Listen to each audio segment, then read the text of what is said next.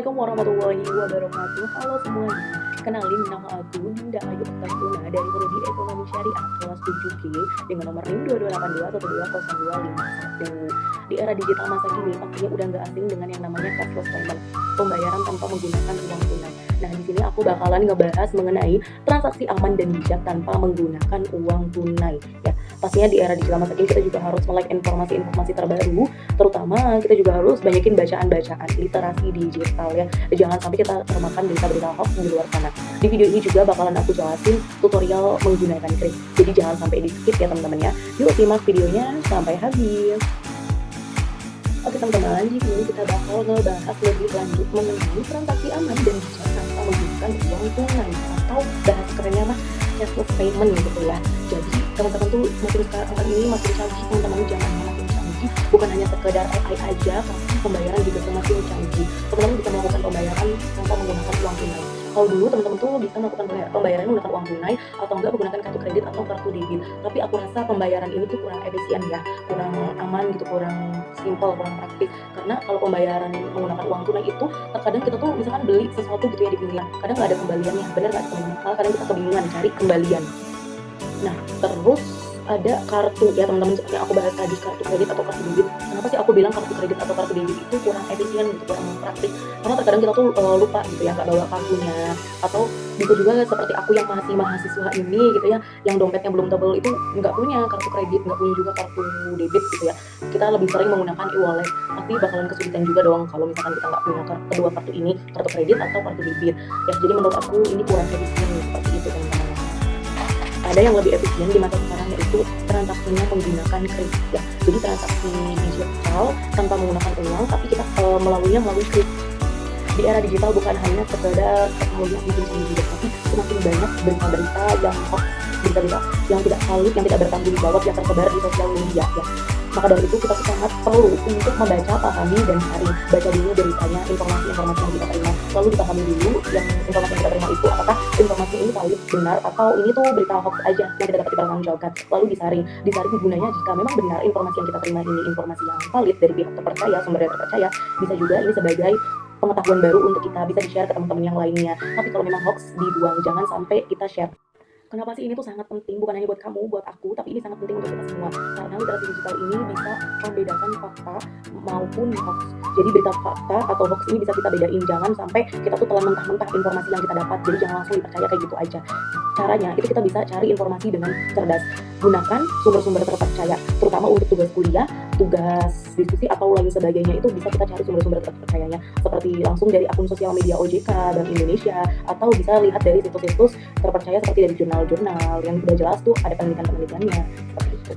Selanjutnya kita juga harus pintar dalam mengelola waktu. Kenapa kita tuh harus pintar mengelola waktu? Jangan sampai nih ya, kita tuh saking serunya scroll sosial media, scroll TikTok, kita tuh lupa waktu untuk belajar dan istirahat. Memang di sosial media ini banyak sekali konten-konten kreator yang mengedukasi, tapi teman-teman juga harus waspada terhadap konten-konten yang justru ini tuh menyesatkan gitu ya, atau terkadang menyebarkan konten-konten yang gak bermanfaat. Sebaiknya yang seperti itu di-skip aja ya.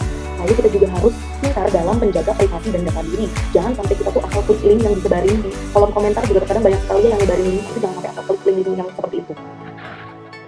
Banyak sekali yang ingin melakukan transaksi tanpa menggunakan uang tunai, namun mereka itu takut. Nah, takut kenapa? Karena zaman sekarang tuh banyak sekali penipuan-penipuan ya. Gimana sih caranya mencegah kejahatan digital? Yang pasti kita tetap harus waspada terhadap phishing. Jadi jangan mudah percaya pada pesan-pesan yang mencurigakan, apalagi dari nomor-nomor baru. Dia tuh langsung ngirimin undangan gitu. Biasanya ini pakainya undangan pernikahan. Nah, itu terkadang jebakan ya teman-teman. Kita ngiranya itu teman kita gitu, ngundang kita pakai undangan digital. Padahal ketika kita klik itu undangan, bisa langsung nge-track ke m-banking kita, ke e-wallet kita, yang pastinya nanti saldo kita bakal langsung terkuras habis. Jadi teman-teman harus waspada. Cara berikutnya untuk mencegah kejahatan digital adalah dengan mengamankan password. Jadi teman-teman menggunakan sandi yang kuat serta diganti secara berkala. Jangan sampai gunakan sandi itu pakainya tanggal lahir, karena itu sangat tidak disarankan. Jangan juga pakai satu sandi gitu ya untuk semua m-banking atau e-wallet atau akun-akun. Nah, itu nggak disaranin ya teman-teman, itu benar-benar bahaya. Karena kalau misalkan udah ada satu nih yang kebobol, nanti semuanya langsung ke-track, langsung bisa nembus gitu keamanan data dari akun kalian yang si penipu ini. Jadi kita itu harus menjaga data diri, rahasiakan identitas agar tidak disalahgunakan. Jadi jangan sampai menyebarkan informasi-informasi yang sifatnya pribadi. Lalu batasi juga aksesnya, hindari klik tautan yang tidak jelas. Nah, karena pembahasan kita kali ini tuh transaksi tanpa menggunakan uang tunai, kita pasti langsung terpikir sama Kris gak sih? Ayo, siapa yang udah gak asing sama yang namanya Kris, ya kan? Bacanya Kris teman-teman, jangan Qris. Pembacaan yang benar itu Kris, bukan Qris ya. Oke, lanjut ke pembahasan mengenai Kris. Kris ini sangat mudah dan efisien, sangat aku rekomendasikan ke teman-teman ya, apalagi buat kalian yang masih pelajar belum punya m-banking, hanya punya e-wallet, nggak usah khawatir, kalian udah bisa melakukan pembayaran dengan Kris. Jadi lebih mudah dan lebih efisien. Buat kalian yang sering kelupaan ketinggalan dompetnya juga pastinya lebih efisien transaksinya pembayarannya menggunakan Kris. Karena kalau pakai Kris mah kalian cukup bawa HP dan yang pastinya kalian ada saldonya, kalian udah bisa melakukan transaksi pembayaran karena minimum pembayarannya juga di Rp1 dan maksimal Rp10 juta.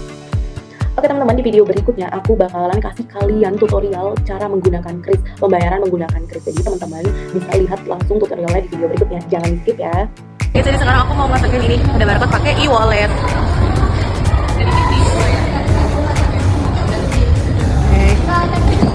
Oke, Rp1.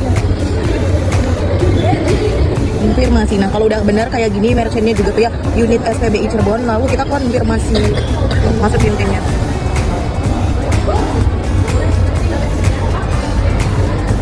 Sukses. Sok kamu sok. Apa ya? Ya, nggak apa-apa. Terima kasih. Scan barcode Rp1, dapat teh pucuk. Yeay. Seperti yang udah kita simak bersama di video tutorial menggunakan Kris tadi, mudah sekali ya teman-teman, yang mudah dan efisien. Transaksi Rp1 aja kalian udah bisa. Kapan lagi dan dimana lagi kalau bukan menggunakan Kris? Karena kalau kita transaksinya menggunakan uang tunai, kita nggak akan bisa bayar Rp1. Karena nggak ada juga nilai uang Rp1, minimum uang tuh Rp100 ya.